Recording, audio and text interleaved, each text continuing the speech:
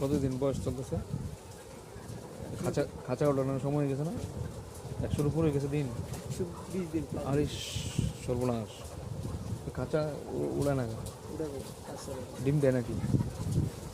শুরু করছে ডিম দেওয়া?